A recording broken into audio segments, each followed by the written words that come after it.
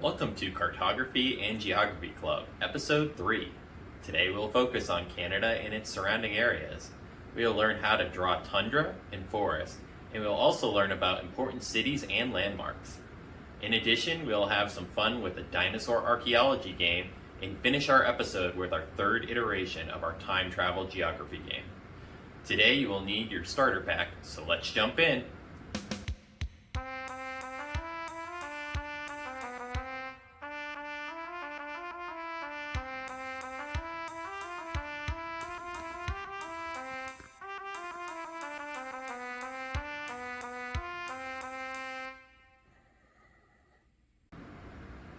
Welcome to Cartography. I'm your host, Mark. I'd like to start by letting you know that one of my favorite games to play outside is soccer, or football for our non-United States friends. This is because of the simple running and kicking that is required of the players, but complex strategies and moves that can be implemented through team play. Make sure to let me know what your favorite outdoor game is and why below, so that I can get to know you better also. Now let's get into cartography and geography. Do you know how the areas of modern-day Canada were first discovered by Europeans? Unlike eastern US, the Norse first discovered and set up colonies in the late 10th century. This was confirmed by archaeology findings near the northern tip of Newfoundland. The first explorer was Bjarni Herjolfsson in 985. And a small settlement set up by Leif Erikson in about 1000 AD. This settlement was short-lived, and Europeans did not come back until 1497, when John Cabot completed crude exploration data on the area. Not until Jacques Cartier's 3 expeditions between 1534 and 1542 did Europeans understand the vastness of the country of Canada. For our first activity, I am going to see how much detail you know about Canada and surrounding areas. Without looking at a map, take a blank piece of paper and draw the outline of Canada, Alaska, and Greenland. As a bonus, add the territories if you know any of them. Here's how I would do it. Once you have completed this, please take a picture and send it to me so I can post it in our announcements section. Pause here until you have completed your drawing. Okay, now that you've finished, here is a map of Canada with its territories. Were you able to remember any of the island details? How about the Hudson Bay? It's okay if you miss some of these. We can get it next time. Now let's cover some Canada and surrounding areas' notable features. First, the largest river in this area is the Mackenzie River. It is literally the Great River in French. It empties into the Arctic Ocean at a length of 4,200 kilometers or 2,600 miles. This river extends from the Great Slave Lake all the way to the Beaufort Sea. The entire river is located within Canada. It starts at an elevation of 1,990 meters or 6,500 feet and ends at 0 meters above sea level. It is the largest river that empties into the Arctic Ocean. The largest mountain in Canada and surrounding areas is Denali. This mountain is just over 6,190 meters high, or 20,310 feet above sea level. It is located in Alaska and is part of the Alaska Mountain Range.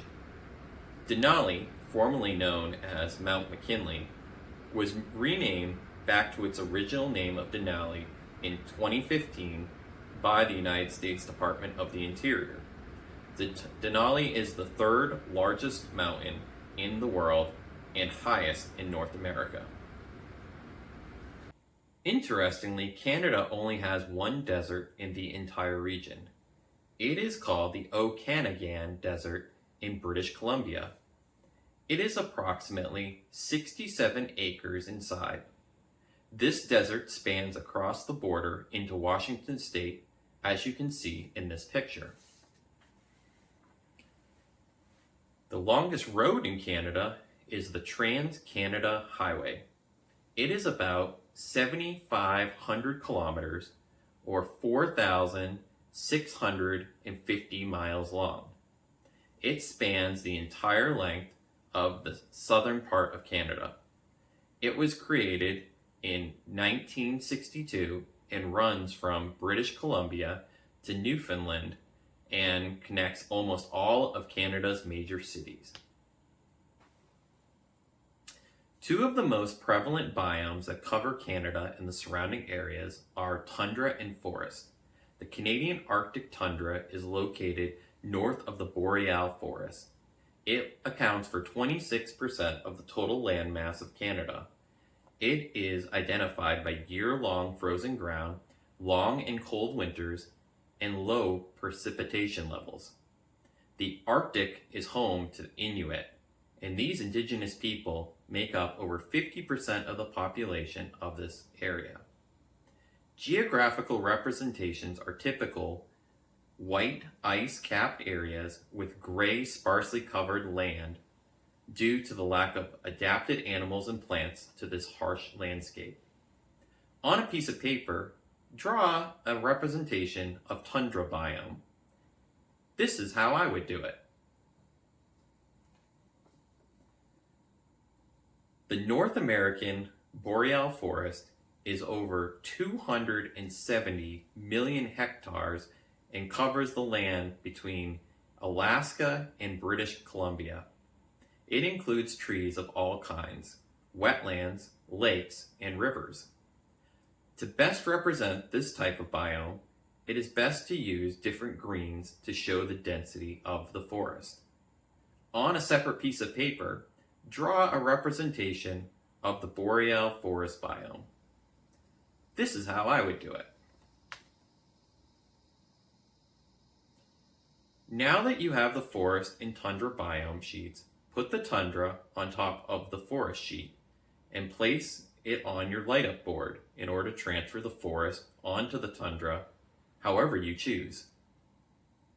This is how I would do it. Once you are finished, please take a picture and send it to me so I can post it in our announcements page. Now let's look at some landmarks in Canada and its surrounding areas. The CN Tower, Lake Louise, and Montreal Olympic Park are three great ones. Here is a picture of the CN Tower. The CN Tower is 553.3 meters or 1,815.3 feet tall. It is located in Toronto, Canada, and was completed in 1976. The CN refers to Canadian National, which is the railway company that built the tower.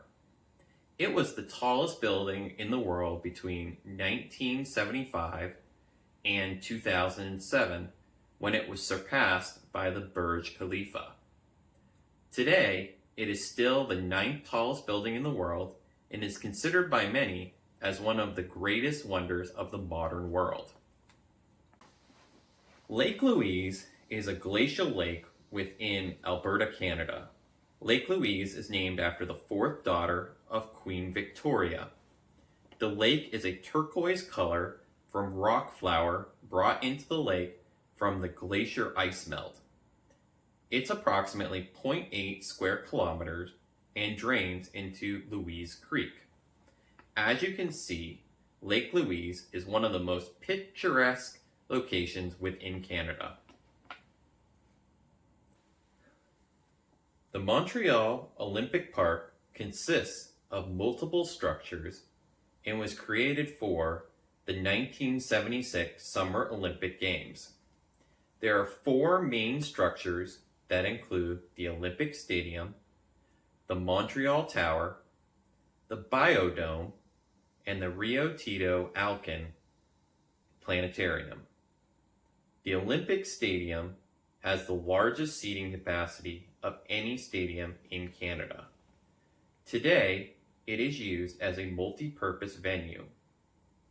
The Montreal Tower is a tower constructed at a 45-degree angle and stretches 165 meters or 541 feet into the air. The Montreal Biodome is a facility that has 4 ecosystems, including tropical forest, the Laurent Forest, the St. Lawrence Marine Ecosystem, and subpolar region. It was originally designed as a velodrome for bike racing as a part of the Olympics. The planetarium is the latest building added to the complex, and it was opened in 2013. On a separate piece of paper, try to draw a representation of each of these landmarks. After you draw these landmarks, use the light-up board to transfer them onto your forest and tundra map. Once you are happy with your map, make sure to take a picture and send it to me to be placed on our website in the announcements page. Now let's look at some smaller scale maps. Canada and its surrounding areas have a multitude of different architectural styles. 2 of the best known are igloos and the Ontario cottage style. An igloo, which is otherwise known as a snow hut, is made up of blocks of snow. Snow is used because it traps air pockets, making it an excellent insulator. There are 3 different types of igloos. Small, which are used for 1 or 2 nights, intermediate, used as semi-permanent household use, and large, used for community dance and traditional festivals of up to 20 people and up to 5 rooms. In contrast, Ontario cottage style houses were commonly built in the 19th century. They are typically symmetrical rectangular plans with 1.5 stories and have large windows. The most distinctive feature of the Ontario cottage was the single gable above the door in the center of the building. As for our next activity, on a separate piece of paper, draw a house using elements of both the igloo and the Ontario cottage style. Here is how I would do it. Once you are complete, please take a picture of your house and send it to me so we can feature it in our announcements section.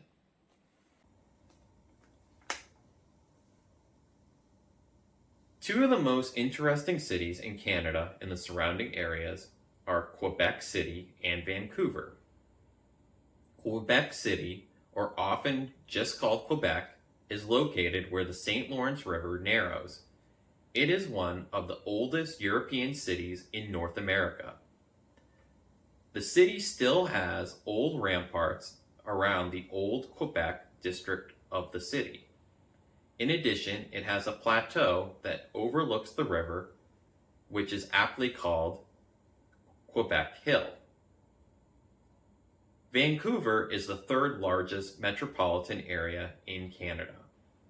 It is located on the west coast on the Strait of Georgia and is protected from the Pacific Ocean by Vancouver Island. It has both flat and hilly land and is adjacent to the Fraser River that empties into the strait. Vancouver hosts one of the largest metropolitan parks called Stanley Park. It is approximately 1,000 acres.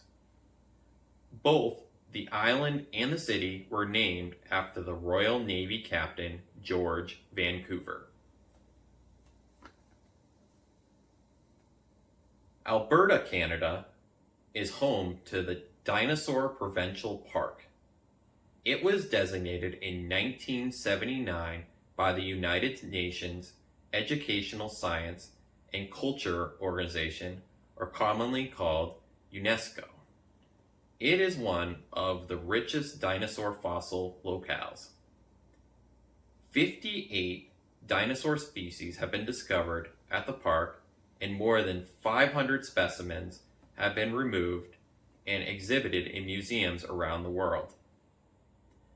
Today's game will be to find all the hidden fossils within this Alberta map. Put a circle around each fossil you find and send a picture to me. Your name and how many fossils you found so I can post it on our notifications page. The final thing we'll be doing today is the third installment of a game we'll be completing through the year. It is the near future, and you are a detective for a time travel company. A group of criminals called the Agent are going back in time to change the past.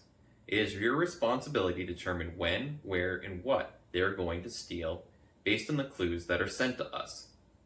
Today's clues are territory east of Alberta.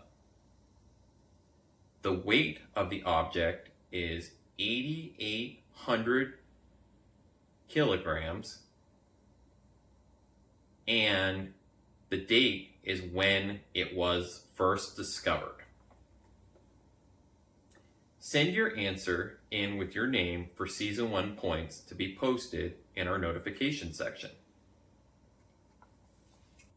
That's all for Episode 3 of Cartography and Geography Club. I hope you had fun, and I look forward to next week's episode on Mexico and its surrounding areas. Have a great week!